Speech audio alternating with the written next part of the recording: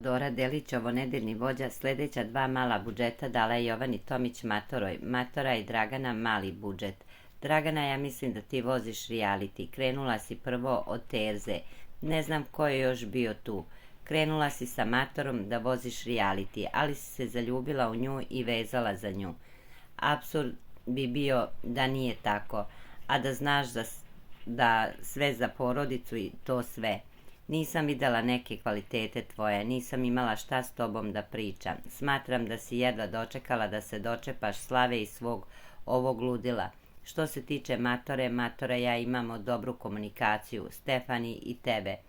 Jezivo mi je šta ste iznosile jedna o drugoj. Smatram da si se vezala za nju, ali da ti je Stefani i u glavi i u mislima, rekla je Teodora. Dva mala budžeta Aleksandri i Milovanu. Počeću od Milovana. Ne podnosi muškarce koji pričaju loše o ženama sa kojima su bili. To mi nije muškost. Nisi pokazao da si pravi muškarac, pa si mi dokazao pre neki dan kada si je branio. Smatram da ti kao muškarac koji si varao svoju ženu ne možeš da je zameraš šta ti je ovde uradila. Smatram da ste egal.